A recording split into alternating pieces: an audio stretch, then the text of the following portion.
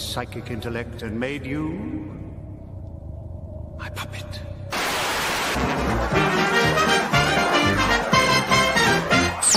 It's a bullseye! And here's your host, Jim Boyd!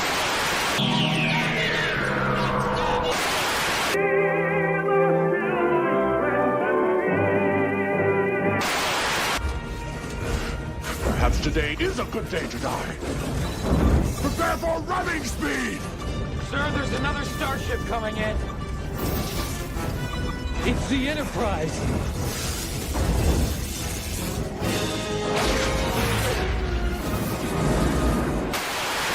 Your shoulder bone connected to your neck bone, your neck bone connected to your head bone. Now hear the word of the Lord. Them bones gonna walk around. Take a base of action. Green group, skip across the whole sector of each other. Admiral, we have enemy ships in Sector 47. It's a trap.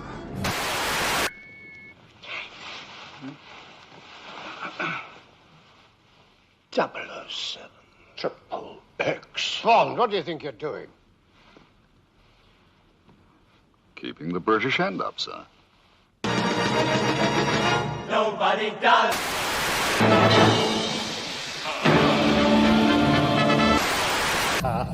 Sorry if I scared you. You'll like this bit. Yes, indeed, everyone. Yes, indeed. Yes, indeed, Jim. You will like this bit. As a great Tom Baker tells us, who are we? But to humbly agree, Tom Baker says a lot of very true things in a very personal way. I was just thinking, and I always get stuck, right? I get stuck in that clip of James Bond, favorite James Bond movie, Smile Love Me, because it's the best James Bond movie. I mean, really? And yeah, it is. No, it's science, says that. Science. It's okay. So they just appear in Stromberg's little floating teardrop thing. Ding, ding. And they've been shagging, obviously. And I'm Bond, what are you doing? Agent, I mean, her name is Agent Triple X. Really? Really? I mean, like, it's not that far away from Ivana Humpalot, right? Her name's literally Agent Triple X. But anyway, here's my question today. So Bond's like, we're keeping the British end up, sir. Da da da da da da da. You get that? And he reaches back and he presses the thing and it puts the shutter down, indicating they're about to fuck again. Can they not open up the thing from the outside? They can only open from the inside. Right, and so legit again, as the song's going, nobody does it quite as good, and like in the background, the title's going. But like in real life, they're like, and the thing's like shaking around, and she's like, da, and then they finish, and Bond comes out the smoking jacket. Yes, Sam, how happy, sir? Like, is that what would happen? Because good for you. I guess that's why we all love James Bond, baby. Because James Bond could get away with stuff like that. Indeed, indeed. Anyway, good evening, good morning. I hope you're all doing well. I'm knackered. I'm always getting knackered on Sundays. Sundays is like Monday in Israel, right? So it's a work day. But I do that stream with Dan, and I love doing the stream. Tell you, if you're not listening to that, it's a great stream, right? It is it's really good. It's a bunch of, interesting and opinionated people talking about things they vaguely agree about or vehemently disagree. I really find, last night, for example, it was midnight by me, like 10 past midnight. And I was like, I'll be wrapping up in it. I'm about to die, right? I'm like, oh, God. But then the conversation got going again. I was like, oh, no. And I was like, in there, I was like, it's schlepping out with everybody else. But, oh, God, Sundays, I'm always, because I get to bed out at 1. I get up at 6, which is about, 45 minutes after my wife. She gets up at 5:15, right? So, it's... So yeah, Sundays I'm just a basket case. So I do this every week, right? I like kind of collapse by about 3 or 4 in the afternoon. My working day, I work from home. I'm one of the few people who can work from home, and I'm fine. I could put a minimum 8-hour day in, right? It's just focus, right? It's really not hard at all for me. But so I normally, I do a 9 to 5, but so I stop at 5. right? And the evening service right now is at 5:30. Now it's at 5:30. Now I think it's at 5:40 this week. It's a good bookend for the day because the synagogue's like about a 3 minute walk away, which is why I built a house here, quite frankly. Anyway, but yeah, today I knocked off at like 3:30. I'm just like, I'm crawling through the stream, baby. That's basically the truth.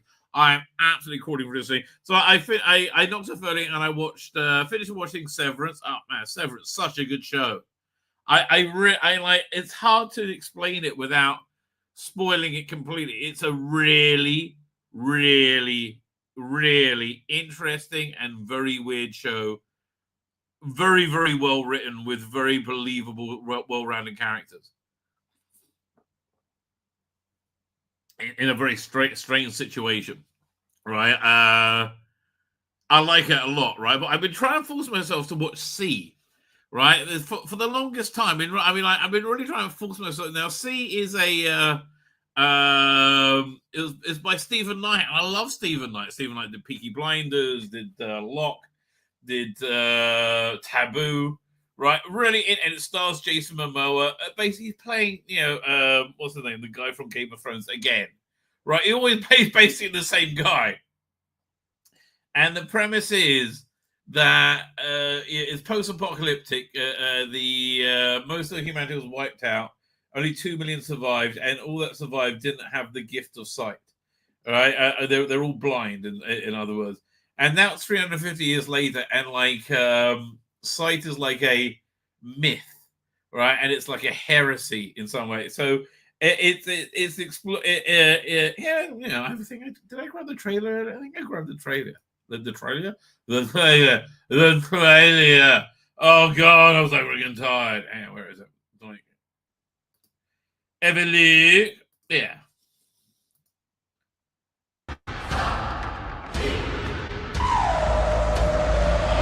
The moment has come. I hate when they say the trailer stops now. I mean, really? So, my problem with it being post-apocalyptic, it came off with a very apocalypto vibes. That Mel Gibson movie that I didn't see because I really didn't fancy it at all. Same sort of thing, right? Same sort of thing. But what is interesting is the society that's built up over the last several hundred years. Now, Apple are essentially what HBO were in the 2000s, in the 90s and 2000s. Like, just really striving to put out excellent quality. You might not like what they do, but it's always quality. Centuries from now, almost all humans have lost the ability to see. Some say sight was taken from them by God. Well, I guess I would say that being a religious code. To heal the earth. For the few who remain, vision is only a myth. But after so many years, the power of sight has returned. What is it? Something's different. The children, they have the ability to see. Okay, no wonder I wasn't into this, right? It's everything. I'm like, oh, shut up. But it's actually pretty good. I have to tell you, it's pretty good. And yeah, I just finished watching the first episode. Let's see what else is on the trailer. From the producer of the Planet the Apes trilogy, it very much feels like that. They got that post-apocalyptic vibe very much going. It very much feels like that. For my children, they have a power that we would call magical or evil. We must protect them. For centuries, we feared this day would come. The evil of light once almost destroyed the world. And now it has returned. Okay, that's just a good pedigree. Like, Planet of the Apes, Peaky Blinders, Hunger Games. That really is a good pedigree. Find the children who can see and bring them to me.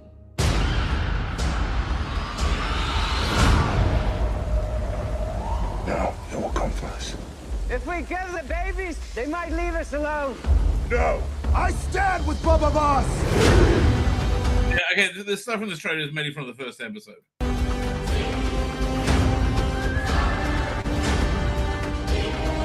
I'll tell you why it took me 3 days to get through this first episode as soon as I finished the trailer. But the trailer is actually quite representative. These children are a gift. They will bring knowledge. They will begin a new world. We are family. We are one. And we fight as one.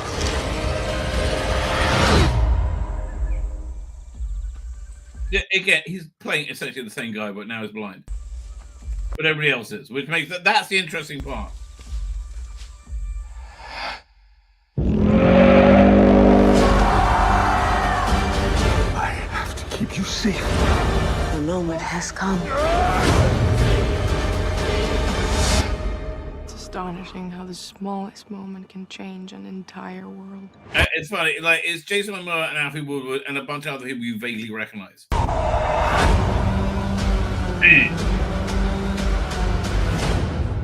Alright, so this was November several years ago.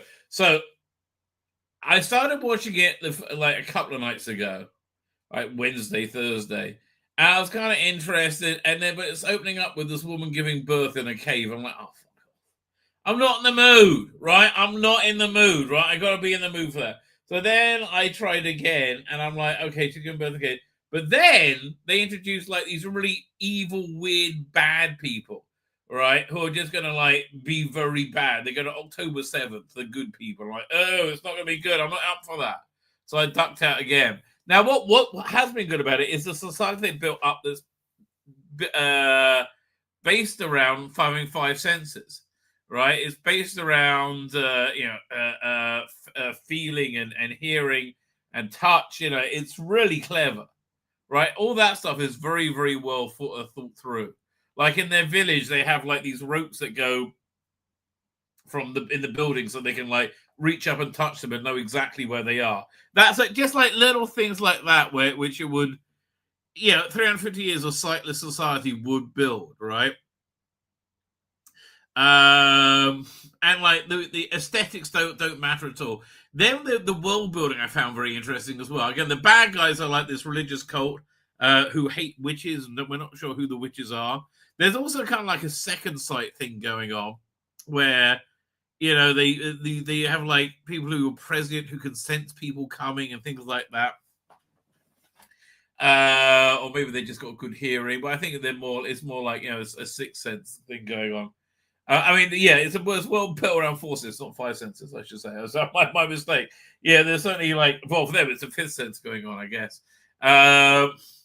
There's and so you do get the feeling like the bad guys are gonna overwhelm the defenses of Jason Momoa and rape and murder everyone. I'm like, I'm not really up for this, right?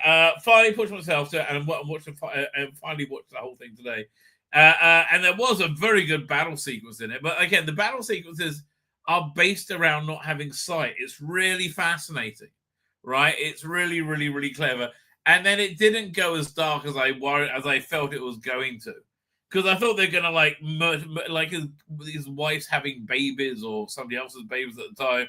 And you just think they're going to be butchered or something terrible's going to happen to them. I'm like, I'm not really up for that. I'm not really up for that, right? But it doesn't go that way, right? And essentially, his wife, the person who's taken him, was pregnant by somebody else who apparently is somebody who has the ability of sight. He left the royal court. So then, the world building is interesting because then you go to like where there's the royalty, and she lives in like this hydroelectric dam, and she has got some remnants of the old world, but also kind of like a religious fanatic. Again, I mean, threatening. It's good. It's very good, and it's got 3 seasons, 8 episodes each, which I like. The seasons aren't too long, so I think I'm probably in for the full ride on that one. Next thing I got to get myself to watch is For All Mankind. But basically, it's just I really like Apple TV. Essentially, I like it a lot. Weird things are going on. Okay, weird things are going on with planes. So we had that plane crash the other day. Like the Black Hawk went into a passenger jet, and the Black Hawk was flying way too high. And the video of it is they're flying like right into it. How could they not see it? Very strange, right? It seemed to be very preventable. Then there was another plane, and I think is this the third one? Here, this is incredible video of it. I think this is the one from Philly. She's still hanging. Look at the background. That's freaky. Holy shit. Whoa.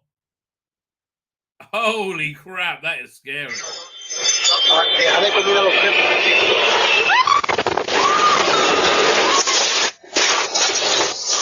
It blew it into color. How did it do that? How did it blow a black and white camera into color? But that's freaky. Yeah, man. She's still hanging.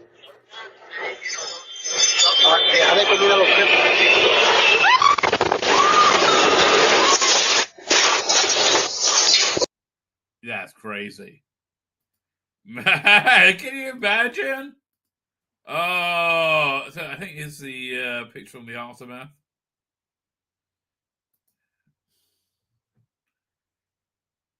I think it was a small plane, wasn't it?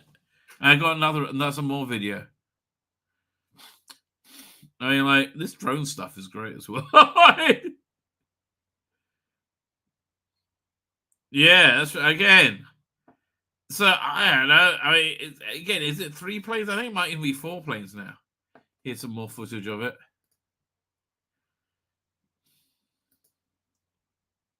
A medevac plane that crashed and exploded in a heavily populated area of Philadelphia on Friday was carrying a child and 5 others on board, including the child's mother. Boy. That's according to Jet Rescue Air Ambulance, the company that operated the aircraft. There were no survivors. This seems like a cyber attack to me. More than a dozen were. I mean, this is and now we got this other footage. This is freaky, right? This one freaked me out the most. Check this out. It's a military plane. I think this is in Alaska. Look at that. All under stone here, and you just see it. You see the pilot. The second figure is the pilot had just ejected.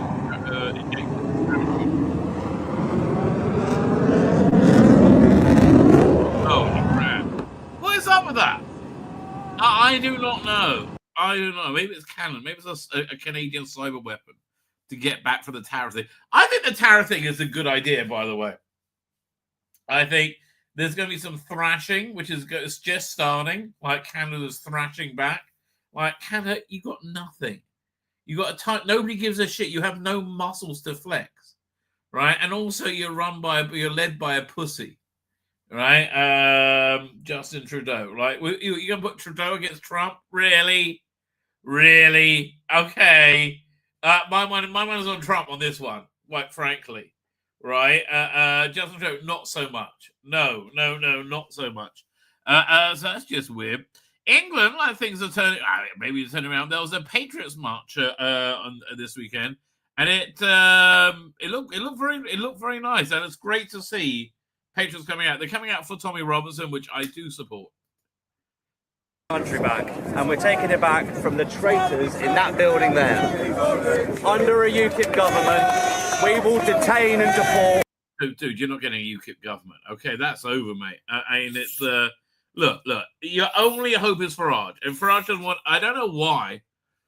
Well, actually, I do know why, but doesn't want anything to do with Tommy Robinson because he believes the centre ground is the winning ground. I tend to agree with Farage, quite frankly. Although I think it's unfortunate because I think Farage is. I think Tommy Robinson is I think he's a force for good, frankly. But yeah, again, it's good to. This thing terrifies Labour, British patriots, right? Oh, what's the premise? all illegal invaders, and we will begin the process of remigration and hand justice back to the British people, because enough is enough.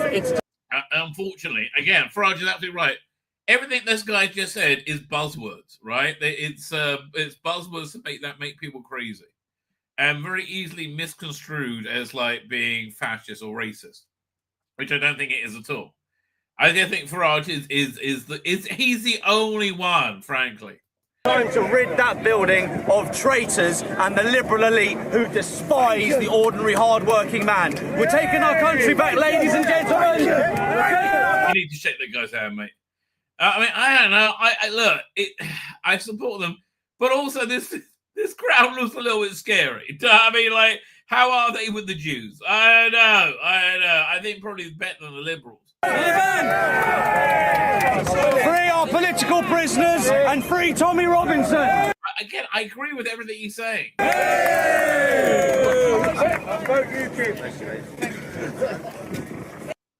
I don't know, but again, I guess it's my own prejudices that have been, ingrained into me. Here's another report from it. Hang on. Present. Video file. Doink. I was a reporter at Tommy Robinson's Stop the Isolation rally today, and I'd like to share one key takeaway with you all.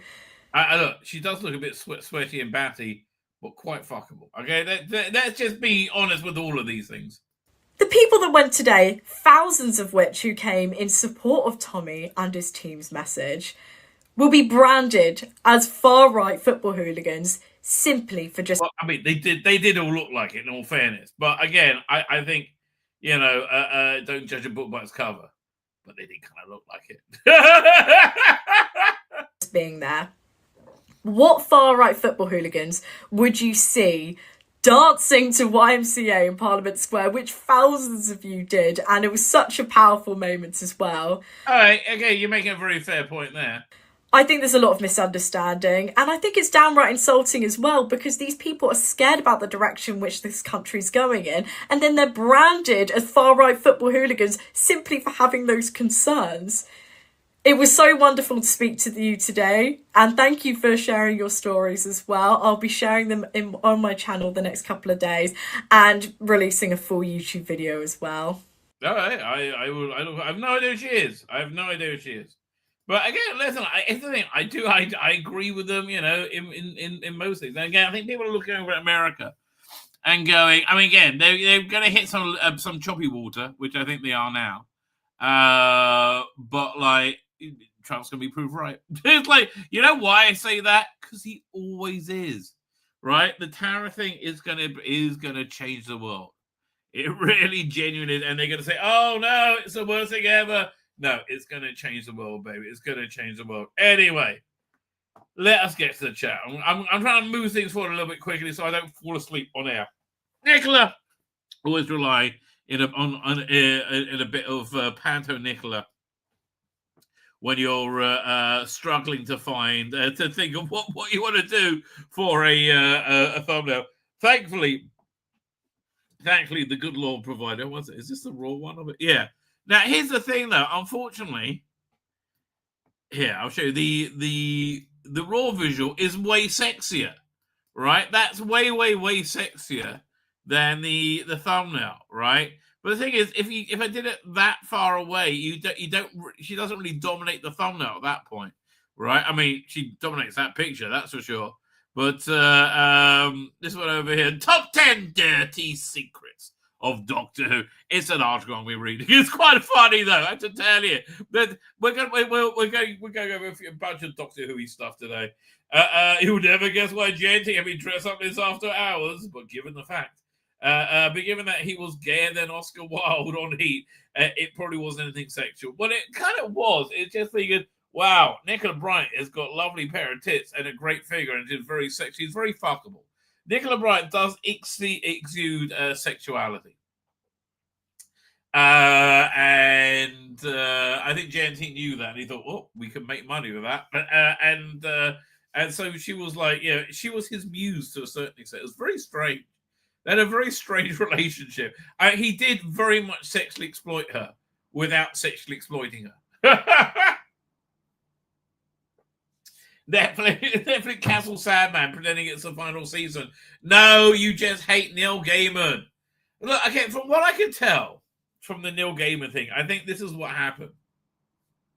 He used a celebrity to get women into bed, right? And look, you could tell he had a bit of a weird outlook on marriage, on like sexuality, because he had an open marriage, which is like the opposite of a marriage, right? It's like it really is the opposite of a marriage. Yeah, it's always bad news, right? But I think he was kind of kinky into like, you know, S&M a little bit, and like, you know, like to be called master and things like. I mean, I think I could get on board for that as well. But like, if you're kind of conning a woman into bed with you and getting it to, I mean, like, I don't know. Look, Neil, mate, you got to date for a couple of months before you start getting to the weird kinky stuff, right? You can't just go straight into, hey, do you fancy like natural yogurt? Would you mind smearing it all over your body and letting my dog lick it off while I watch? Right? You know, you got to like break into this slowly. How's the name of that? You know, those like super realistic, very expensive sex dolls. What they called him? Like living dolls or something? I can't remember. There was a documentary about a guy who had like a dozen of them, and he was dating a real person, and finally he showed her. Imagine if I can find that. Hang on. Girlfriend meets. I think it's Real Dolls. Yeah, Real Dolls. Let's see what happens. It comes up.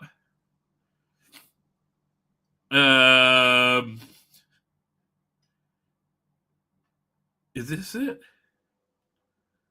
I think is it like from 3 years ago? Yeah, these things are just freaky. The thing is, this is like 40. We're not watching the full thing. It's 47 minutes long. Okay, that's not going to happen. And it's it's going to take forever to download, isn't it? Do they have a trailer for it? But like the bit where this woman meets the real, it's this guy's like collection of like super life like loved sex dolls. We would have loved doll. What am I say? Sex dolls. It's just she's like no. Oh, is it done? Okay, let's see if I. Now, as I'm getting this from YouTube, there's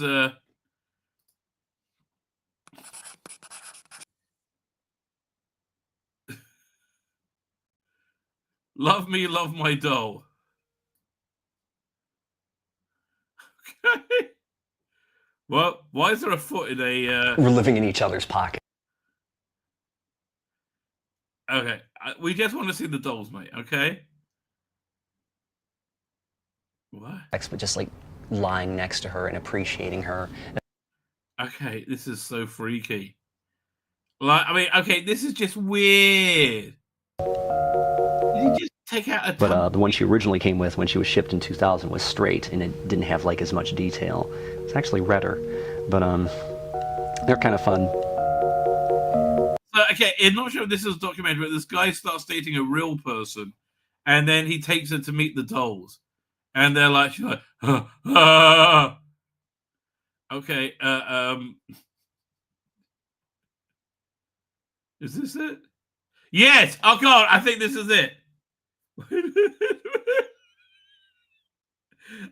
You shouldn't laugh, but it's hard not to. Where's the one where they meet? I think it's probably towards the end of the documentary, isn't it? Oh God, I mean, you feel bad for these people. And it's a weird job to have. They go hang gliding with them. I guess I'm getting used to. Yeah, don't get used to that, mate. You shouldn't be getting used to that. Wait, is this it? Wait. Whoa, there's a picture of Matt and Kim. My girlfriend, Rebecca, of 4 years. When we first started dating, it made her uncomfortable. Really? Really? Why would that be? He must have a lot of money. Well, these things are expensive. He must have a ton of money. She'll put up with any shit. Like, I mean, he's obviously fucking them. I mean, that's what they're made for. Oh, so this is not The doll. Okay, no, I don't want to know. Oh, God, leave me alone. Oh, I feel like I need a shower now. It's disgusting. I mean, like, never. What can I say? Try and find. Look, I mean, here's the thing. Girls are as scared of boys as boys are as scared as girls, okay? You know, just like, try and get out there. Oh, we screwed up this whole generation. Like, lockdown was like literally the worst thing we could have done to them, right? Literally the worst thing. Man, that is just freaky. Anyway, now we had that little weird little voyage into down the cul-de-sac of reality. Let's get to the chat. Joe Martin, still not the first Doctor. Yeah, please shut up with that. We will read that, I think, this week, that Joe Martin interview, because why not? It's going to be fun.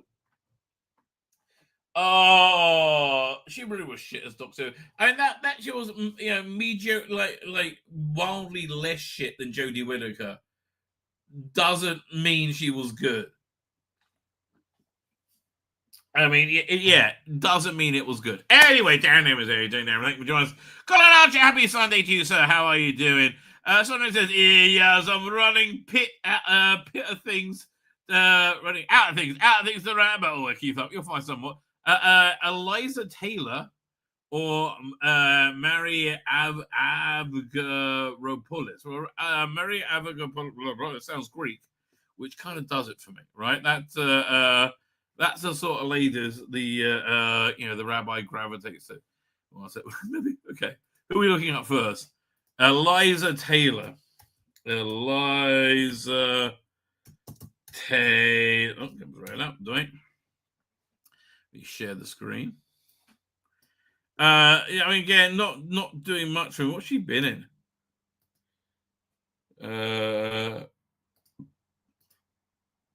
Share screen. I mean, she's pretty, but like, I mean, she's certainly hot there. That was a good photo shoot. Okay. What's she been in? She's been in 100, Christian Inheritance, Nowhere Man, Quantum Blink. Okay, nothing really. Thumper. I'm Bambi. I'm Thumper. Well, of course you are, my dear.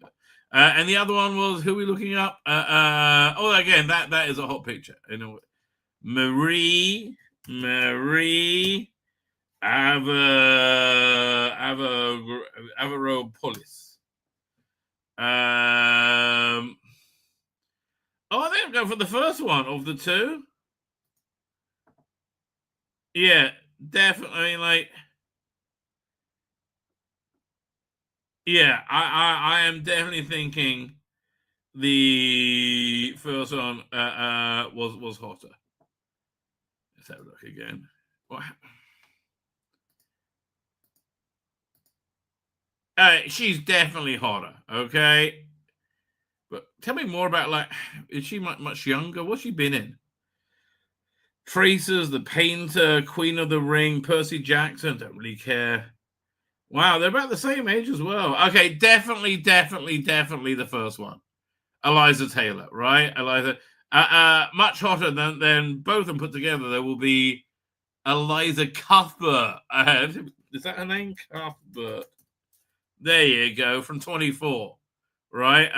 Well, okay, not today, obviously. I mean, when, like, you know, in our 24 prime, right? Well, she played like a bunny next door. There you go.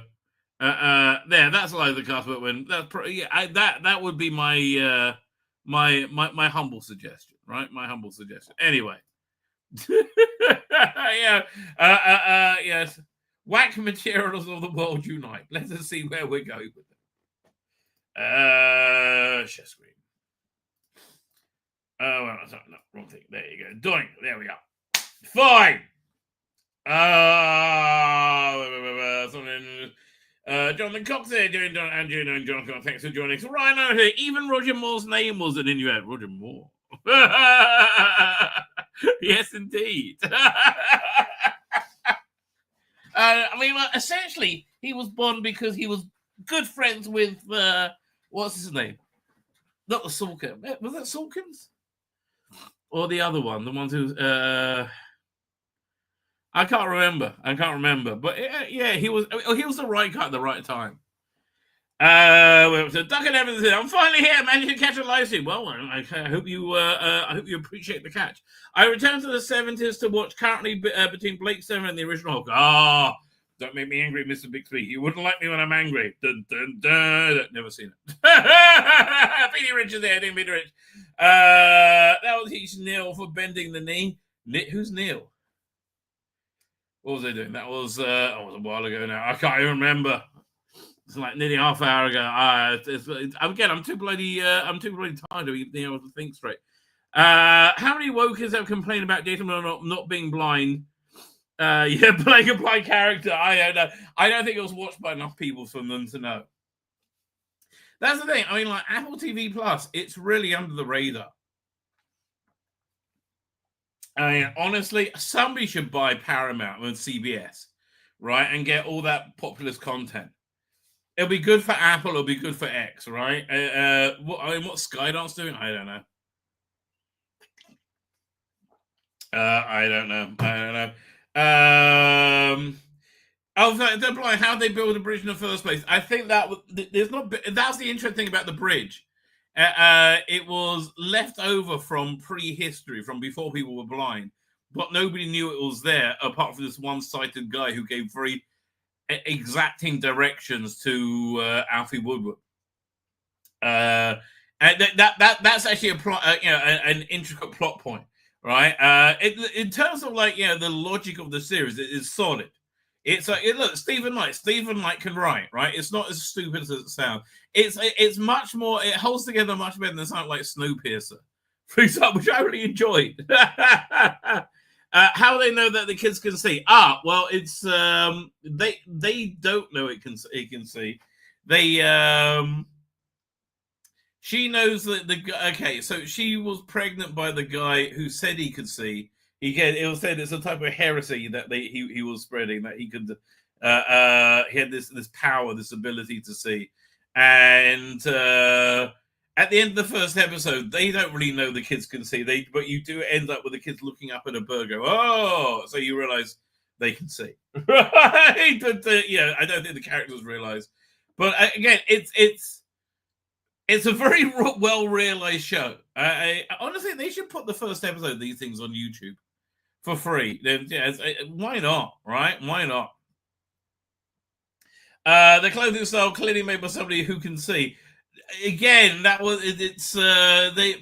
ways they explain that. Also, their writing is really interesting. They have it's string with knots in it, and that's how they write. And you can see they developed this whole system, right? It's not as stupid as it sounds, right? It really isn't as stupid as it sounds. Like they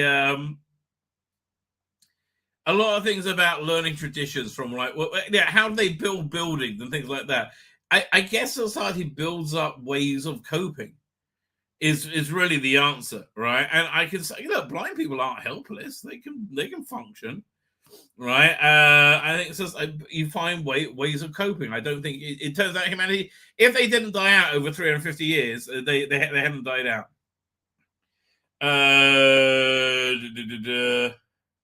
Yeah, you know what, Conrad Peter, this is the reason I didn't want to watch the show.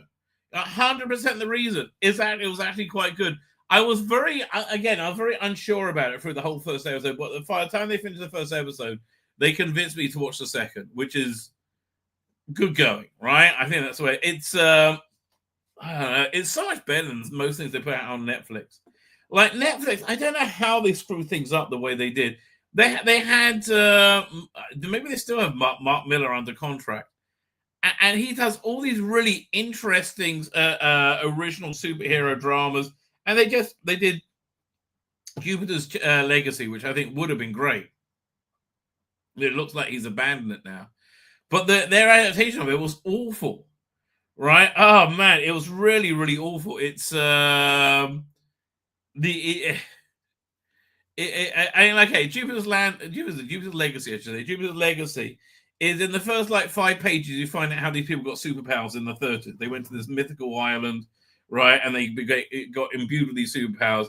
And then it cuts like 100 years later, and you see what the world is like now. There's very like, vacuous Hollywood celebrities are superheroes, right? In the Netflix version of it, they had a dual story of them going to get superpowers in the 30s at the same time of being, degenerate and older in the current day.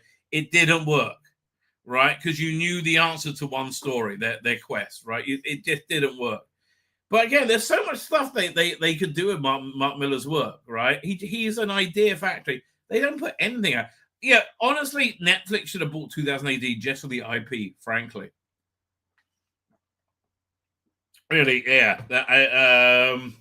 And it's kind of stupid that they didn't. Sounds rather similar to Day of the Triffids. Yes, in some ways, exactly it is, but it's like Day of the Triffids 300 years later.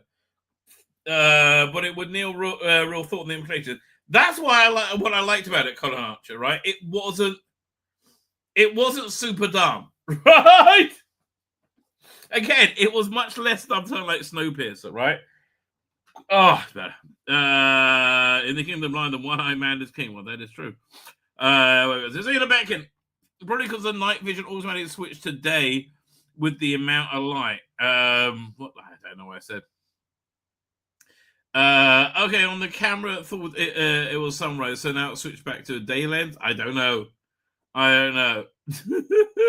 Time for a fake alien scare. That must have been with that here. Must be with this plane falling. Again, let's look at the spider jet for it's freaky.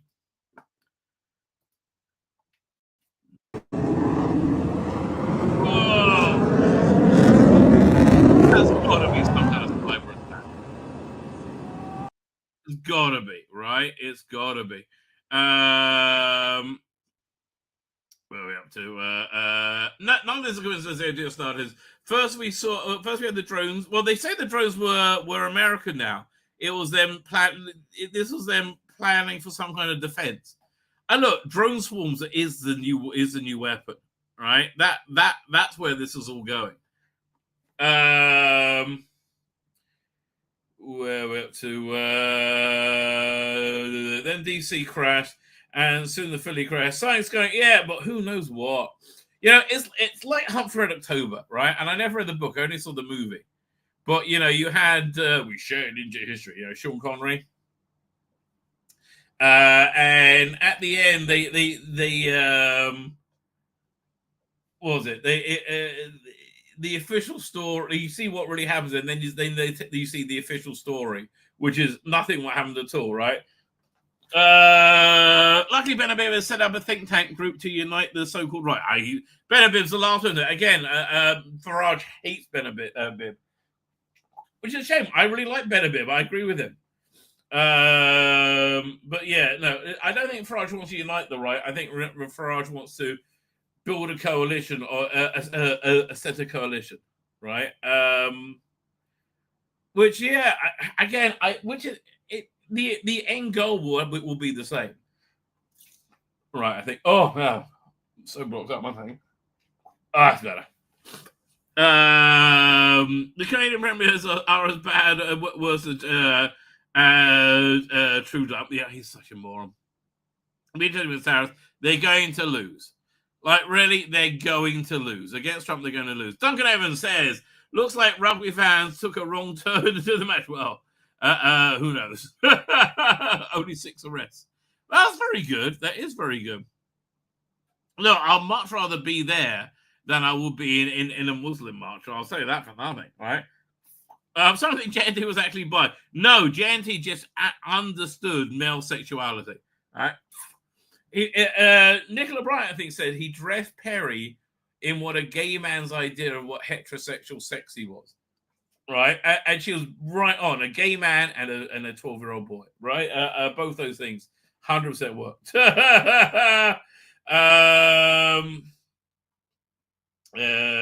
we're still doing the real doll thing. Cover, didn't you have a friend called Tim Kimmel and Trump? Oh, yeah, that's the Trumpton people. Matthew Manderson takes a brave man to Uncle Jack Bauer's daughter. Well, you know, did he die at the end of 24? What happened to Jack Bauer at the end of 24? And by the way, the last season 24 was set sometime around now, I think. What happened to Jack Bauer? Was it after season 9? Why did Roger want is Jack Bauer in 24 Legacy? Chris revealed they had chosen a new main character other than Jack Bauer as they felt they had exhausted form of TTU's agent story. Well, okay, what happened to it?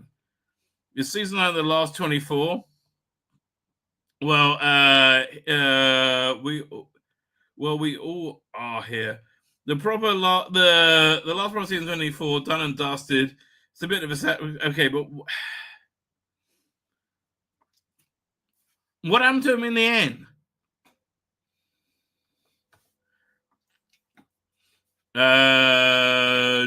In the end of the 24 Legacy? No, there apparently wasn't in that. Well, let's say 24 Jack Bauer season 4. Jack Bauer 24 season 9. Let's see where that ends up. That was it. Well, I mean, Chloe looked quite different. Okay. Live Another Day. A day and a half, hey. So what happened at the end of it? I can't remember this with Chloe. Damn it, Chloe. Jack and Chloe. Was it 12 hours later? Only a second time. Kate resigns from the CIA, only to regret. And Mark awaits trial for committing treason in an attempt to save Audrey. And Jack reluctantly gives himself up to Russia's aid in exchange for Chloe's freedom, despite being pardoned by Hela. Okay, so he's in a Russian gulag. I guess they thought they would have got him out, right? So I guess that's what happened to Jack Bauer. Okay, then. Damn it, Chloe. I didn't have the screen up. That's stupid of me. Anyway, that's what happened to Jack Bauer. Not much. Yeah, not much. We're up to Matthew Brown. Hello, Dan Bradley is here. The blue-eyed blonde is Anna McGovern, UK. She has been reported for Turning Point UK. I like Turning Point UK. Like, she joined Billboard Chris in Australia for some. Oh, okay. That's very, very good bona fide, is my mind. Regarding the pics of the plane. Oh, we're talking about regarding the pics of the plane. There we go. The fact it drops straight down sort of gets me. I know. It's like but there's no inertia. Right? It's just like, whoa! Is what gets me. Surely even the power and attitude control would have forward momentum. Yeah, I don't know. Reform is still as much Michael Farage's company as political party. Probably, yeah, I understand that. It's probably not the solution, but it may well be the foot in the door. Yeah, but again, I see Farage as kind of like the same kind of Trump-esque lightning brand, right? Which I don't really see anybody else having whatsoever. Adam Warlock is here. I guess I was right about the prison part, but wrong country. What would you say about what prison? I was in a Chinese prison. Okay, there you go. You're a bit outdated. When was that? The last 24. Let me have a look. It came out in when? Blimey, it's 11 years ago. Okay, what year was it set? That's it. Okay, let's try this. Because they always had a few years in between. What year was 24 season 9 set in? Because it was always present day, but it didn't really work out that way. Okay, it was set in September 2022. It came out in 2014, and it was eight years ahead. Yeah, because they kept having. It was like a year had gone by in between seasons, right? Man, 24, never mind. But like the Dushku, yes, very, very, very dishy. Very dishy. Where are we up to? Fine, let's go over here. There's a few of these articles I want to look at. Doing. Where Share screen.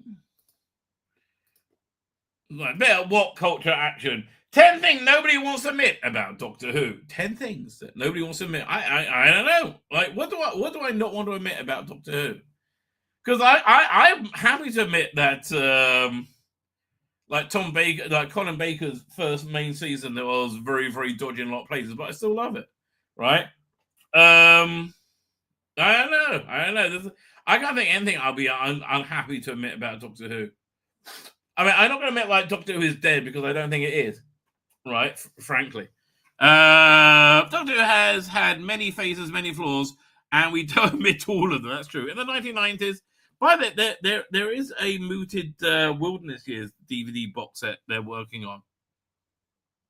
Blu-ray box set. So, I mean, that would really only work if you're going to pull together all the BBV productions and the real-time productions. You'll need to have in it the Autumn trilogy, Shakedown. What else? I mean, that Zygon one was really, really not that great. I think it came out after you started the new season.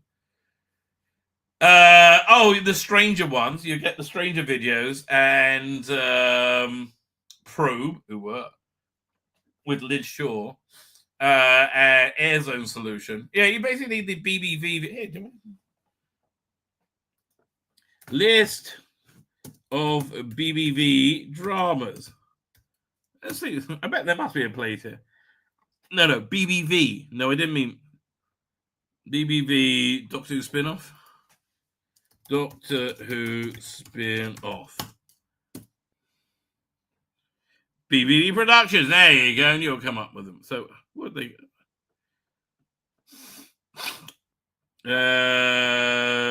should we just have a look? Okay. These... I showed a clip of this the other day. It was the first time there was CGI in there. Was there not like just a list of their productions? They kept doing Probe. Wow. I'm really amazed. I had no idea they kept going. Okay, let's see what they'll have. Some by Shadow. Yeah, this is all the Stranger stuff. So Some by Shadows, More Than Messiah, and yeah, you need to redo all the effects of them. I mean, just all of them. Terror Game Zero. These are all really quite good. Breach of the Peace. Devil Winnable was Probe, and then Eye of the Beholder, Unnatural Selection, Bidding Adieu. That was the video. I guess they could put all of the stuff in. Autumn 2, Autumn 3, yeah, 1999. Cyberon, not very good. Do you have Life Saving Planet? Yeah, they should put that on, but it was pretty bad. I think they should ditch everything past it. Zygon went a bit because that was basically porn.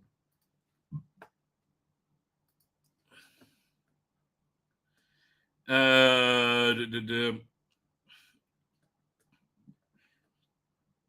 they have like the what was it, the certificate? Because I just remember it was like there was lots of nudity in it. Well, not just some nudity in it. Do you think that on this one of BBC2 productions to be released on the 18? I wonder what they're on that. Devil's Wonderful. When to Die. It's so weird that they continue Probe. I'm like, really? John Pertwee uncut, JNT uncut. What, Sunrise Love Again? Never heard of that. But yeah, so they can put all those in, and maybe did have real-time pictures as well. But yeah, these are all very much. Actually, you know what would be really awesome?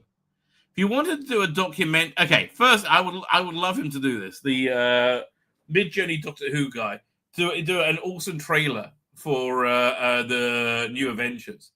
Man, okay, that would be awesome. You know, they could really do an incredible documentary now with like video trailers for the new Adventures, with like the authors talking about the work and you talk about the covers. That would be a really good series of documentaries. I would be so up for that. Anyway, I digress. The 1990s. I think in the 1990s, Doctor was slightly embarrassing and a bit of archive territory. I wasn't embarrassed at all. I kind of talk about the wobbly sets. Never happened. There were no wobbly sets. These guys are trotting out criticisms that would you would never admit that the sets of John Cleese claimed 40 towers were wobbled. They wobbled a lot more, far more frequently than in Spaceship on Cave and Doctor Who. Which isn't to say that Doctor Who fans are blind to the flaws of the show. Far from it. But we all love Doctor Who. That means that we came with a certain comfortable truths, came to accept certain uncomfortable truths about the show. No, it's called suspending disbelief. So you could enjoy the story. I mean, the best example of that, right? And I only looked at this by some weird coincidence and mistake. Snake Dance, right? Snake Dance, again, they always wheel it out from when Martin Clunes is on any talk show, right? Such a great story, right? And if you're able to look past it, right? Look past its failings, that it was made, how and when it was made, and see the story within and the performances. Martin Clunes was fantastic in it. I'm sorry. The entire thing was fantastic. I would love to give Snake Dance the Happiness Patrol treatment, right? The way they really opened up Happiness Patrol on that last Blu-ray. Incredible, right? That is the definitive version of Happiness Patrol for me in a big way. Pete McTeague doing a very good job, right? God help us for what he's going to do for next season. I'm glad he's got a job writing it, though, right? He's been a real stalwart of Doctor Who fandom. He was just there at the wrong time. Like, if it was around in the Capaldi years, the Matt Smith and Capaldi years coming up then, he would probably be showrunner. No, because they always wanted a girl Doctor Who, and Christian was the pussy to do it, right? But yeah, because they could really do that thing. I mean, like if you just the opening shots when you see like the market, you could do a CGI shot where you see the whole rest of the city and then pan down to it, all right? And it'll be actually quite simple. And just like putting that setting in makes it work, which is exactly what they did with Happiness Patrol, right? They made it into a much huger story. Very, very clear. I mean, I love what they did with that. Fine. Where am I? Yeah. Flaws. We don't say Doctor Who aren't blind to flaws. We love it. It means we have to come to accept something. It was not uncomfortable about the show and its limitations. And the new Disney Plus era has proved that Doctor Who doesn't have to have money to compete with Star Wars or the MCU. It never did before. In fact, the money it's got now, not really doing much for it, I think. It's always been the scrappy little show that could, and we love it for it. Well, kind of, but again, the high production values weren't really needed. The 2005 to 2017, fine, right? I don't see why they had to do anything better than that.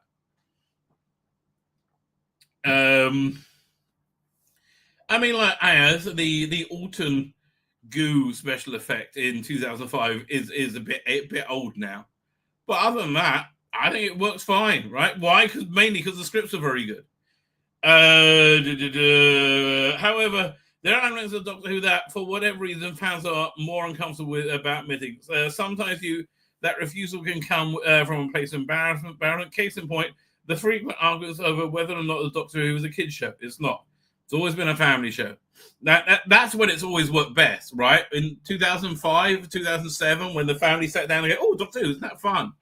Right? That's when Doctor Who always worked best.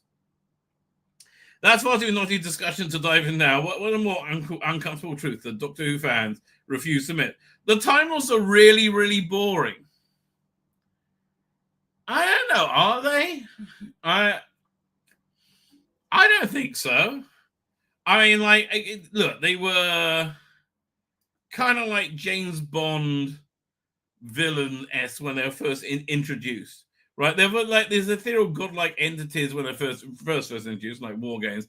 But like in the Pertwee era, they were like, it was more like James Bond level, not villain, but like power, right? They were very big, and then they got reinvented as like the Manchurian Candidate, and I don't think that was boring. I thought that was really, really interesting. And then they introduced Cyberpunk, which is like in 1974, season 14. It'll be 1977. I mean, like this was it was how many years before the Matrix? Like 23 years before the Matrix. Yeah, I don't call that boring at all. It depends, but then you have stuff like Arc of Infinity. Yeah, that really didn't do much with them. Things like Lung Barrow, I like things like Stretch It. There's a few Big Finish ones that are good that do things like Blood of the Time Lords, right? They could be boring. They don't have to be. Okay, Family Deadly Assassin was divided by Philip Hinklage and Robert Holmes, through that Tom Baker couldn't hold the show by himself. Not really. The part of the plan was spectacularly backfired, and Deadly Assassin did explain the fundamental truth about the Time Lords. They're old, ineffectual, and quite dull. Yeah, but they were kind of like, okay, the vibe they're going for, if you ever seen Oppenheimer, was the Robert Downey Jr. government character. That's the sort of thing, that's the sort of evil that Robert Holmes was going for. Right, despite this, countless novels, audio plays, and comic books and television episodes have been written about the Time Lords and their long history. Their session with Time Lords seems to be rooted in the desire to give the Doctor its own convoluted Star Wars-like mythology. It does have its own convoluted Star Wars-like mythology. However, it held together fine until 2017. However, and also, origin stories are a sexy place to go to for a creator, right? And it's like, it's somewhat creatively bankrupt, I think. However, Doctor Who isn't really an epic mythos of gods and monsters. It's a show about somebody with a magic box passing through a helmet. Well, yes and no. It can be many things. I mean, the man in the box, the lonely god thing, that all worked. That was very authentic Doctor Who. That's why the most exciting, interesting Time Lords are the ones that left Gallifrey. Well, that's true. And they do that for a reason. But I don't know. I think Big Finish have really done interesting stuff with the Time Lords. In the Time War, around there.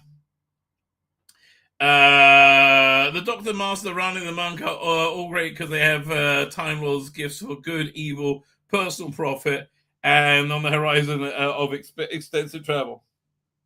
And also they're on in equal footing with the Doctor, right? That's what makes them an interesting villain. The Time Lords that remain on the dullest planet in the universe are pretty much the politicians, fussy old academic. Yeah, but again, they're pure evil as well. Again, it's the American government from Oppenheimer. Quite frankly, the Master did us all a favor when he blew Gallifrey up. That never happened. I'm sorry. Love of Monsters isn't that bad. I love Love of Monsters. I understand I'm one of the only people, but I think it was a really solid little story. I loved the love story, right, between whatever the guy, the Paving Stone Girl and whatever he is. I don't see him so much anymore. He used to be in everything. Love of Monsters, but it's like I like it's like fandom to a great extent. You have like these little farty people get together and they make a cute little life for themselves, a little community. It's really nice, right? It is really nice. I like they make a little band together, and then you have like some prick comes in and blows it all up. I mean, I guess it's prophetic for the future. Love of Monsters isn't the worst ever Doctor of all time. No, it's not post Capaldi. That's a good hint right there. It's not in the worst episode of the season. Yeah, that'll be Fear Her, isn't it? I think Fear Her was that season. Yeah, it was that season. So why is it loathed by such a large proportion of fans? It was jarring when it was first on TV, and it wasn't able to shape that reputation. Essentially, I think. Why can't they accept that it's an ambitious and generally moving bit of television drama? I think it is. Could it be they sort of saw Love of Monsters as a criticism rather than a celebration of intense fandom? No, that was much more Greatest Show in the Galaxy. Love of Monsters is ultimately a story about loneliness, whether it's Jackie being left alone by Rose or the various members of Linda finding each other. Yes, okay, I agree with that, right? And reflect on the many local Doctor Who groups that flourished during the show's wilderness years is deliberate. I think it's lovely. It's like Galaxy Quest, right? Galaxy Quest isn't hateful to Star Trek fans. It's loving, right? It's like a loving tribute to Star Trek fans. I listen. I don't know who all the haters are. I like it. I don't tell you. As well, I think it was the first Doctor Light episode as well. I think that got people's back up. Those who feel Russell is David the Mick. I don't think he's saying it. Depicting them as sad and lonely souls. Well, a lot of the time, fandom are. They are. And it's nice that they find each other. I mean, that's why I think the Jodies were so awful. Like, we always argued in fandom. We never had, like, hateful cunts come in, which they just were. I mean, that's an uncomfortable truth about Doctor Who. Jodie fans are cunts, generally speaking. They were awful. They were the absolute worst of the worst. Right? I mean, like, they can't stand you saying it was shit. Fuck off. It's part of fandom, mate. But that couldn't be further on through. Yeah, he's telling the story of how groups with a shared interest can ultimately be torn apart by someone who takes it all too seriously. We've all been in group chat with somebody who takes every joke literally, or had to endure replies on social media by your opinions not to who are wrong. Well, again, we used to be able to disagree, and it wasn't a problem. Far from being the worst Doctor Who, a lot of them is actually more relevant than ever in 2025. Actually, I think you're right. But I don't buy the premise. It's like, is it universally hated? Let me look at the chat. What do people say? A story before Rusty has decided to annoy fans and stuck at ever. Yeah, I don't think so. The missing episodes may be lost forever. You know what? I think the original missing episodes may be lost forever. I think they will be perfectly recreated by AI. I mean, the work that Ian Levine is doing, well, it doesn't work for me. Okay, it's not my taste, and because you don't get a sense of movement. It doesn't feel like it's an original. It doesn't feel like the camera moves like it would do on the original TV. Whereas Callum Weston's stuff feels very much like that. It's just excellent. And then then if you can match that with a photorealistic AI skin, and then for the close-ups, do the facial work that Ian Levine does, right? I think you really, add a winner. Alternatively, you could reshoot them and then face swap them. I think, yeah, the original cuts of the original episodes are missing, but I think they could be really, really indistinguishably replaced, right? Especially where we are right now. But yeah, I think most of them are going to be missing forever. And like, because it won't matter. Again, once you can get I understand why you can't get AI, train on AI by putting in the telesnaps and the scripts and the studio setup, the sets and things like that, and just have it generate it. Right, have it understand what a 1963 camera would capture images. It's all algorithms. That's all it is. It could be done. There are 96 episodes of Doctor Who missing from the archives, and the years grind on. It seems increasingly like that they will never be found. Yeah, again, that's why we work so hard to recreate them. Even if it were true that a private collector has them but won't negotiate with BBC, the implication is pretty much guarantees we will never see the likes of Evil of the Dalek, Marco Polo as originally intended. Again, I disagree because of AI. However, I do know that I strongly believe private collectors have them, and as they die, their families will sell them, right? Essentially. Add to the spectrum of the vinegar syndrome, the name given to the deterioration of poorly stored film. Oh, man. Is this blocked up like hell? Oh, did I break it? Oh, it's better. The fact that majority of global archives have already been plundered, it seems unlikely that anyone will chance across a copy of Web of Fear 3. I think, again, these are in private collectors' collection, right? Because they're just dicks, these people. I mean, essentially, they're just absolute dicks, right? Where are we up to? The harsh truth. It's asked you to expect. I do accept it. What are you talking about? We'll probably never have the 96 missing episodes of Doctor Who returning to the BBC. There still could be some hope. Film is Fabulous is a terrific initiative that encourages the collectors and their families to assist them in preserving TV cinema history. If you have a relative and a mysterious cancer film in your loft or your garage, it'll be worth to give them a shout. Who knows? You might be sitting on Macra Terror episode 2. There is no such thing as Macra! There is no such thing as Macra! Love Macra Terror. There's too much Doctor Who. Well, yes and no. This is not the Whoniverse we were promised. Like the spin-offs everywhere. Right? Okay. In my mind, right? This is how I would run Doctor Who, right? If I had unlimited budget, I would have a central main TV show, 12 episodes a year plus a Christmas special, right? Yes, I think it needs that. We need to go back to that level of production, and cut down production values to make it. We used to do that very well. So it's about 12 episodes and a Christmas special. Yeah, I think that's very reasonable. I think we should also be have like a 12 episodes an animated season, animating Big Finish ones or previous Doctors. Again, Callum Weston can knock these things out, right? And then again, you put different AI skins on them, and they come out. They can come out incredibly, right? It could be this is all very, very doable, right? So that's 24 episodes of Doctor Who a year. Add on to that.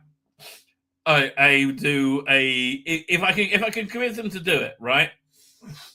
Each year I'll do like mini seasons with a 3 or 4 part mini season with Capaldi. Maybe I'll shoot like a few, like 4 or 5 back to back of these seasons, right? So that's what 24. They say 28. Then add on maybe a Eccleston movie or mini series, about 28, say 30, and then add on for Christmas. I would really want to do a Peter Cushing Christmas special as well as the main Christmas special. So I don't know, about 30 weeks out the year. That sounds pretty good to me. Oh yeah, and then I don't know, add on another 12 episodes for spin-offs. Right, do it. Whatever it is, maybe 30. So yeah, you could have Doctor Who on pretty much new content year round in my book, and if it was good, it will be good, right? That's really the main thing. If it was good, it'll be good. Trouble is, everything in the universe has been shit. That's everything post Capaldi has been shit, and I really think the it could stand that saturation that I was just talking about. I think it'll be fine. The universe was very big and exciting, hinting at a vast shared universe of Doctor Who spin-off shows. But do we really need that? We're not getting that. Isn't there already? Isn't there enough Doctor Who already? There's already over 60 years of Doctor Who to enjoy on DVD, Blu-ray, iPlayer. 60 years, yeah, I know. And I don't really watch the last 7. We're up to. And before that, we have hundreds and hundreds of novels and dramas and comic strips. Look, saturation is certainly a problem for Big Finish, right? One of the reasons I don't think I'm going to get their 3rd Doctor release coming out this month is because I don't need to spend the money. I want to get to spend it on other things, and I've got enough. I'll just go and listen to one of them, and the chance of this being good that I will want to go back to 50-50. That's basically where we are with Big Finish right now. It's 50-50 whether that $25 you spent is going to be you're going to go, yeah, I'm happy about that or not. Right? When Dr. Who reveals the press in 63, the show's creator, Donald Wilson, predicted that it will run and run. Well, he was right about that. However, the longer the show runs, the harder it is to remain fresh and unencumbered. Well, that's why you got to keep regenerating, get a new production team in. And honestly, now again, you need to do Crisis on Infinite Earth. You need to reboot, reset, and take the best of what's been before, and discard the dross. And again, whip the continuity into shape. That's essentially what Crisis on Infinite Earth was. With all blah blah blah. For example, so-called New Who has been on the screen for almost 20 years. There's definitely signs the show is repeating past glories and struggling to break new ground. Well, that's true. But, I put that down to the creator teams, frankly. Last count, there are 884 episodes of Doctor Who, and if I was to be honest, don't you think things look tired? Yes, they do look tired under Rusty Davis, right? Rusty Davis is not a god. Oh, we found that out. Rusty Davis has fucked this up royally. Every creative decision that has come out from this doofus has been a disaster. Like, every creative decision has been a freaking disaster. When it was announced that Rusty Davis was coming back to run Doctor Who, it was like the second coming of Christ. It was. And I'm Jewish. Jubilation, right? Pure jubilation. And boy, was I wrong, right? Which is ironic given his previous written drama about how badly, which is ironic given that he had also previously written a drama about how badly that will have gone down. Really? I don't remember that. Vatted despised the tricky plotting of Stephen Moffat or the understated tone of Chris. It wasn't understated tone, it was pure drivel. It was pure drivel. Found their saviour in St. Russell Davis, the king of television. Yep, I was one of them, and I was wrong. Let's be honest. This further was rooted in nostalgia of the golden years of 2005, 2009. Yes. And I thought he'd be able to do it as well, right? I didn't think he'll make every wrong decision you can make. But he made every wrong decision you can make. Where a time when Toys R Us had the entire war of Doctor Who toys and the show was bringing in 30 million viewers on Christmas Day. Because it was good. It wasn't about, two men snogging. Right? Shooty Gatwa can play Shooty Gatwa and nothing other than Shooty Gatwa. That's all he can do. It's just kind of pathetic. It overlooks the fact that Rusty Davis was never the greatest surprise Doctor Who during his original tenure. Well, he did it very much his own take on Doctor Who, which I liked, frankly, at the time. But the first Rusty Davis era was never unimpeachable. Home run, a banger after a bang. Well, it was actually. For every midnight there was a long game. I disagree. I mean, like season 2, we had what was that? Doctor Who episode, guy. Doctor Who episode, guy. I mean, I remember when Long Game ran, and we were all shocked that like it wasn't a perfect episode.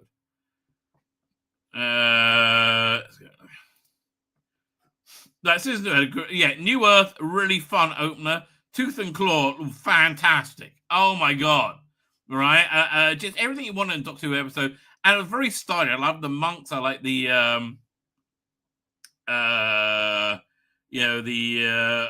werewolf. So I would say Tooth and Claw, like really high up there, right? One of the best episodes. School reunion, really high up there. Girl in the Fireplace.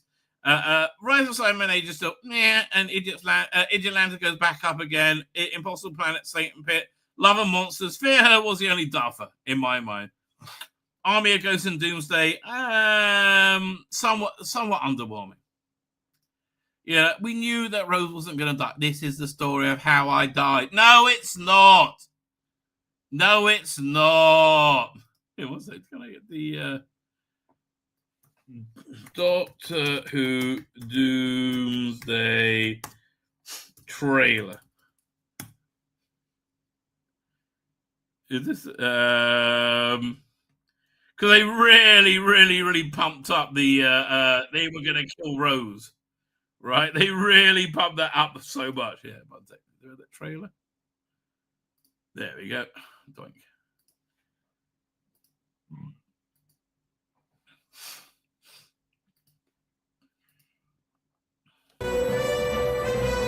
This planet is starting to boil. Keep going and both worlds will fall into the void. The Genesis Ark is primed. The Cybermen came through from one world to another, and so did we.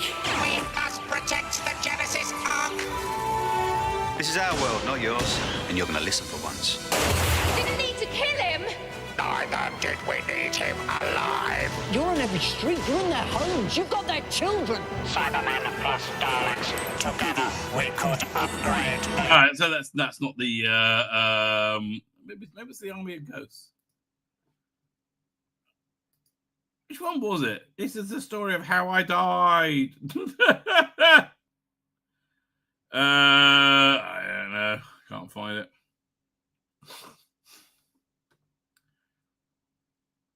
Oh, here it is, right here.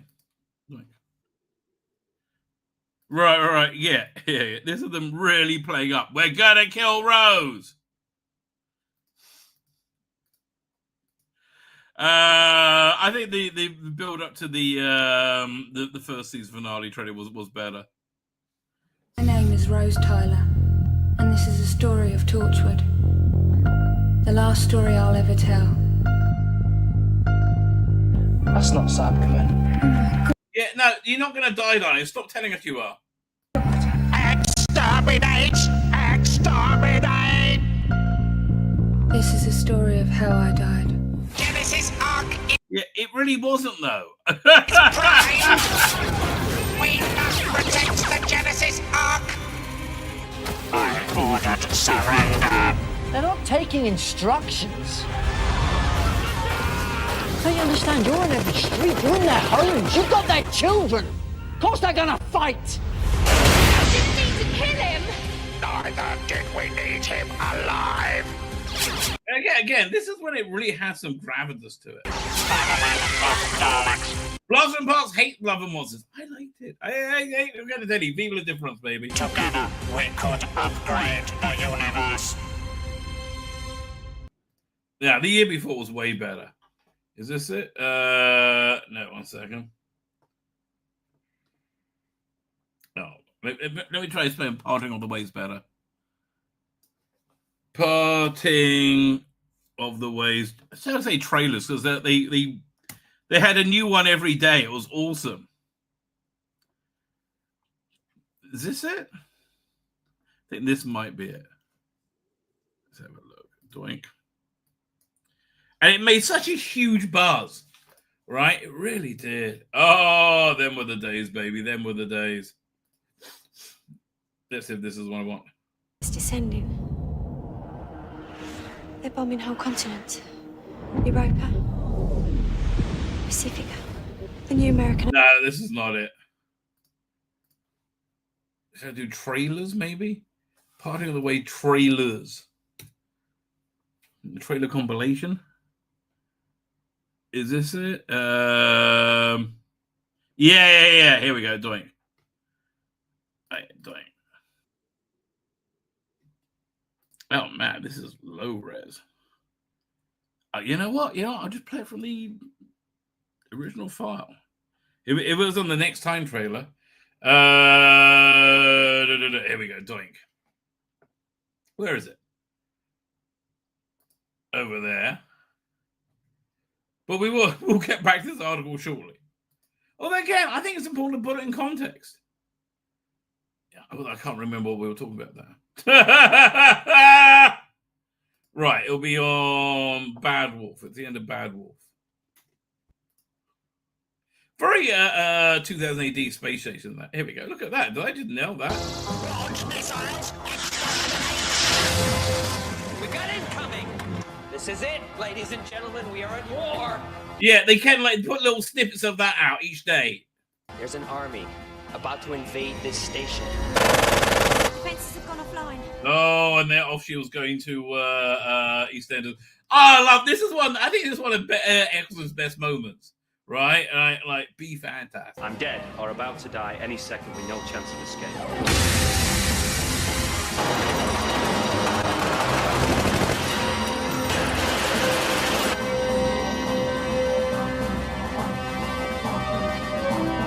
Look, it's not a huge budget. For good's sake, it's not, and it works so much better than anything they do now. Let me see if I can find it's a countdown trailer. Trailer countdown. Because again, I don't want to show you they build up so much buzz. Here we go. Again, this is low res, but okay. Share screen. Video file. Right,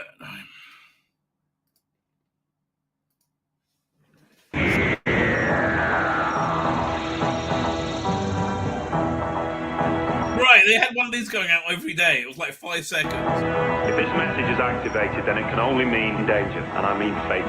Exterminate! I am the god of all Daleks.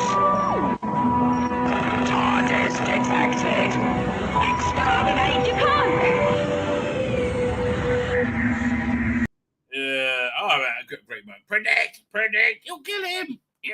correctly.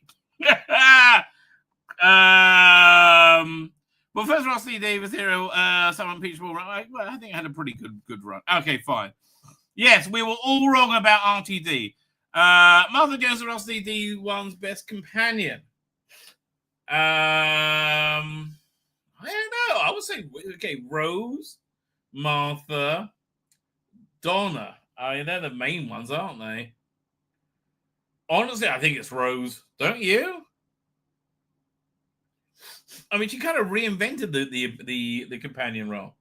Of course, Billie Piper deserves plaudits for her inaugural role, making Doctor Who an overnight smash hit. She was a huge part of it. And yes, the chemistry between David Tennant and Kathleen Tate is off the scale, making them the most watchable partnership in 2008, 2002. It would have been in 2023, respectfully, but like, come on, it was all the queer shit you had to wade through, and then Murray Gold music, which used to be great. But if we're honest with ourselves, when it comes to best Doctor Who companion, it's Freeman Angerman as Martha Jones. I disagree. I mean, she's probably the most beautiful. But the best? No. And Donna's the most shaggable. Look at everything Tank puts Martha through. He's literally compares her to Rose while in bed together, forces her to live as a servant in a boys' school during a period that was less than progressive, to put it mildly, and yet she survived somehow. And finally asked that she travels the world, telling everybody how great he is. Do you think Rose would have handled her too seriously if she'd been constantly compared to Sarah Jane? She didn't like it when she was, that's for sure. She could barely last 2 minutes of scoring unit before throwing a straw. Well, that was Rose. Rose was very much a stroppy 19-year-old girl. Could you have Donna Noble wander the earth for a year, laying down? Yeah, Donna will do anything, right? Martha Jones simply is the most capable, most dependable, and most capable, dependable, but not the most enjoyable. And that's the central part of being a companion. The numbering doesn't matter. Well, you only say now that Nate fucked it up. I disagree. I think the numbering does matter. And I've said it many times. I think the only way to really move forward, there's probably many ways. The only way I can see to really move forward success with Doctor Who is make a complete reboot, right? And then say it's like a reboot universe, and everything went nuts around, the compulsory drip regeneration, and like say that everything past Capaldi was like a breakdown in time and space, and that's why everything's been so weird. And they had to reestablish reboot it. So he's a amnesiac doctor in a TARDIS, in a universe he doesn't know, right? That's the way to go forward. So the numbering does matter. Like, Joe Martin is not the first fucking Doctor, right? I'm sorry. The morals of the 2020's Timeless Child storyline was it didn't matter how many times, how many Doctors of fugitive incarnation there have been. Well, again, I think that was one of the reasons the era completely failed. I mean, also for it being drivel, right? Politically correct drivel, moron crap, right? But that's really the reason the era failed so hard, right? Because it was shit. But yeah, man. What's that? Sorry, Rabbi, I'm sure got my attention. Well, I'm glad you came in there.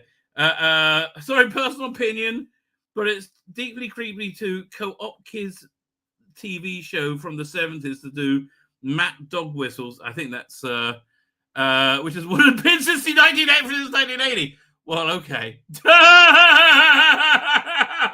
I don't know. I think that might be a bit of harsh criticism. You do you, baby. Just mentioning the best companion on New Who. She's the best companion on Classic as well. Who? Martha Jones? Really? Yeah, no, Donna is the most shaggable. Wait, excuse me. Of the three, Martha Jones, who gives us a big lesbian vibe. I'm sorry, right? Freema just feels very, very gay to me, right? Which I would like to, watch it in detail. But yeah, that's just me for you. The Billie Piper as Rose, like, she's kind of like a young, annoying kid. It's not worth it. Donna Yeah, Donna's a woman, baby. She knows what she was doing, right? She knows what she was doing. Where we up to now? Fine. Honestly, my favorite classic companion still Leela. Hate to say it. So, depending on the storyline being the only thing. The only thing that was wonder was who the Doctor is now. Well, it's just dumb. No. However, rather than detonating the numbering, the Timeless Child led to fans increasingly headache-inducing conversation about where Jo Martin sits. She doesn't. She sits in the established canon. She doesn't, right? How incarnations we need to fit into our list. Although, okay, it's real simple, right? It's Hartnell to to Sylvester McCoy to Paul McGann. You got your sneaky war doctor, and then you got the Ninth Doctor through to Capaldi. That's it. It's not hard, right? It's not hard. The numbering of the Doctors only matter when it comes to your favorite ones on marketing Blu-ray box sets. No, it's so the history of the show is important for its internal cohesiveness, right? And once you start to tear that apart, the show completely falls apart, right? So that does matter. I'm sorry, right? This is some bullshittery. I think we're seeing here some extreme bullshittery. In terms of the show itself, whoever our lead actor is should always be playing the Doctor, the definitive article, the mad person in the box with the sonic screwdriver. Ncuti Gatwa isn't. Ncuti Gatwa plays the 15th Doctor. He doesn't play the Doctor, right? He's always going to be the 15th Doctor. Otherwise, the audience could reasonably assume that the utterly insane to jump on board the adventure of the 15th Doctor. Well, you are. You're insane to jump, but they're shit, right? They're very disappointing. When they never seen the other 14. Well, they keep calling the 15th Doctor because they want to legitimize him as a Doctor. And the more they try to legitimize him as a Doctor by calling the 15th Doctor, the less legitimate he is as a Doctor. Same thing with Dr. Ruth. I mean, honestly, yeah, I get it. The bird from the office in Casualty, while marginally better at playing Doctor Who than Jodie Whittaker. I mean, you could get a fucking tub of lard who could play it better than Jodie Whittaker. Isn't the best casting for Doctor fucking Who. I'm sorry. Ncuti Gatwa was a brand new Doctor. Yeah, a very gay one who kept talking about his granddaughter Susan, bumped into his old companion Bonnie Langford, and then did battle with a villain we hadn't seen for almost 40 years, who'd been sitting on TARDIS. Okay, bad example. Yeah, he was awful. Right? Animuses don't need to be multi-Doctor. I kind of disagree. And I think the 60th anniversary really proved that. Right? Honestly, it don't have to be so multi-Doctor. Right? And that bit at the end with the toy maker when they're playing ball. You could have easily done once you gone by generation, which was so fucking stupid, right? But once you think something like that, you could have like the incarnation be unstable for a few minutes, and as they throw a ball, it turns into a Troutman and a Tom Baker and a Matt Smith, whatever. You could have got a bunch. Didn't need to put them all in, right? But like that one little shot of them would have made a big difference, right? Also, cutting out all the queer shit. And maybe making it one big story with 3 episodes, having the toy maker as the central villain throughout. That would have been way better. But yeah, I do think anniversaries need to be really tied to the history of the show. I mean, the Trials and Tribulations on Deep Space Nine, right? It's beautifully tied to the history of the show. You don't need to tie it to the entire history of the show. But yeah, I think anniversaries should they work much better as multi-Doctor stories, right? Again, which is why the 60th is one of the reasons it really fell on its face. Queerness and not being a multi-Doctor story. The response of some corners of fandom to Wild Beyond bordered on unhinged. That wasn't a bad episode. It was just like tired, right? It came out the gate as just tired, and then you had like this black Isaac Newton or brown Isaac. It was just so stupid. Yes, the production did itself no favors by making a big deal of the redacted cast members. And yes, being an anniversary special, there was a certain degree of expectation. However, Why Belong It isn't special because the Not Things didn't take the form of Peter Capaldi and Matt Smith is insane. It wasn't a special. That's the thing. It wasn't special. It was a very average episode. You know, they were good. Don't get me wrong. And I like. Honestly, it was so close to being good. The introduction of fantasy into the universe really, really, really could have worked, right? And explained through that thing, it really could have all come together. And Russell just blew it. Again, too concerned with trans representation, right? To pull together a good show. The fact that the idea that every Doctor Who animation should be celebrated with a multi-Doctor story is also insane. You keep innovating, you keep the show, and it's animated and fresh and exciting. The 5 Doctors is a blast. What do we want that every 10 years? Yes, actually, yes. And again, there's too unwieldy now. But, you know, you could have the Shulker Doctors do something, right? Their Doctor wasn't special because we got to see Matt Smith interact with David Tennant. Yeah, it was. That was one thing. And also, the bit at the end, you know, the Doctor calling the War Council. Yeah, that was all great. And what that really did make it, and Tom Baker showing up made it special. Yeah, you're wrong. You're wrong about everything you're saying. Okay, just want to help you out there. Where are we at? To the it wasn't because we got Hollywood legend John Hurt as a secret incarnation of Doctor. No, it was cool having that secret incarnation of Doctor. 76 innovations were special because they reunited the best Love TARDIS team for one last victory. Just tired. It felt like they should be in Zimmer frames, and poor Bernard Cribbins just like, you know, vanished. It just done so badly. 10 and 8 practically doubled the show's ratings across the 6th. It's the 6th anniversary with 10 and 8. Well, of course they did. It took people a little time to realize how shit it was, right? And it didn't do that well. It didn't light the world on fire.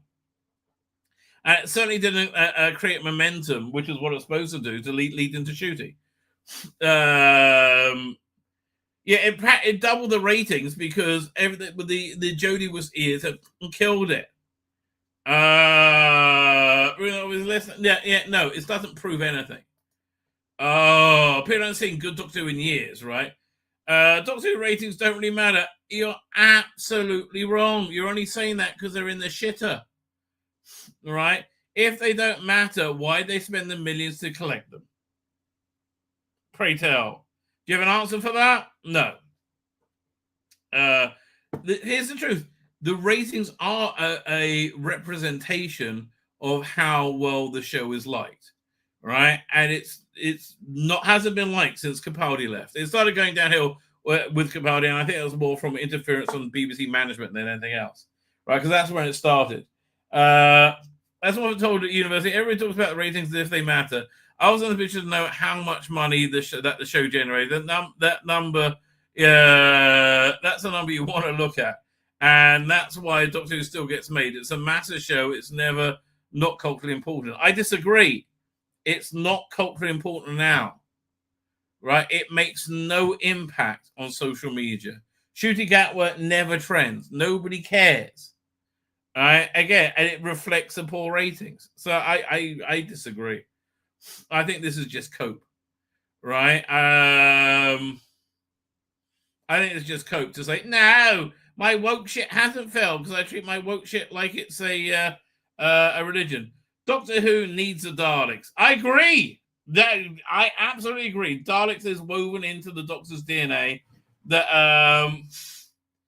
I mean, maybe not every season, but like it's such a central part of Doctor Who that they don't, and them having them not in it for an extended period of time, it just falls on its face.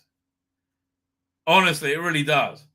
Yeah, the Doctor Who needs the Daleks. I agree with you. All right. December 1963, after the atmospheric and intriguing first episode, the BBC News flagship family site. It wasn't a flagship anything. It was a cheap show to go in between the football results and jukebox jury. Had literally devolved as jobbing actors shuffled around Library Studios, grunting in, groaning in. William Hartnell on the cast. A week later, their menacing sink plunger changed everything. Terry Nathan's Daleks captured the hearts and minds. Well, I will say more Raymond Cusack's Daleks of the of the nation, of the generation of kids. They did, right? One of the Daleks are intrinsically linked. Don't think the Daleks are intrinsically linked. Yes, as they always should be. As much as us fans complain about overexposure, it's hard to deny the Daleks' popularity. I wouldn't try. Right? Why would I deny the Daleks' popularity? Yes, they're very popular. The general public may not know who the new Doctor is, but they can identify a Dalek, which is why their return for a mid-season bump in 2005. Yeah, and another one of Rusty Davies' shitty decisions to have no Daleks or really any monsters, returning monsters, apart from Sutek. And have Sutek look nothing like Sutek. Chris Chibnall also answered the popularity and importance of Daleks. He gave a hungover New Year's Day audience 3 Daleks. Yeah, having on New Year's Day is such a hungover New Year's Day audience. That's exactly right. Right? Not a excited family audience, right? Which they had on Christmas Day. No, a hungover New Year's Day audience. Ensuring a moderate bump in interest in casual viewers. Yeah, and it didn't translate to it just kept going down because the quality was shit. I mean, that's the bottom because the quality was shit. Obviously, we don't want the Daleks to be the villains every single week, but they, when deployed properly, they can have a powerful effect on Doctor. I mean, listen, I think the ratio is this: 30 to 40% classic or returning monsters, 60 to 70% new. Right? That's, I think, is the special sauce. Right? The dirty secrets of Doctor Who. Here's a dirty secret. These the Daleks in colour is shit, right? It's absolute shit. I don't think there's any denying that. Okay, yeah, they were the dirty secrets of Doctor Who. Indeed, right? Indeed, I cannot argue. I think I'm going to wrap up early. Oh, I am just so tired. You have no idea. I'm like, could have been someone. No, I really am. I'm absolutely knackered. Yeah, it's 8:42 for me, which means maybe I could get to bed early. Who knows or dares to dream? Anybody else in the chat I haven't said hello to yet? Let's have a quick look. No, I think we're good. Hashtag the Timeless Children is shit. Yes, the Timeless Children is indeed shit. We can't argue with that. We all agree the Timeless Children is shit. The phrase agrees to is as anathema like the Jodie stat to the likes of Jodie stat. Oh, they can't. They were really the worst. I mean, they're certainly worse than Shooty fans, right? Although I think Shooty fans are going to start getting a bit crazy now. You know, the whole insanity of there being, an unlimited amount of genders or whatever bullshit they believed in has finally been punctured. Thank God.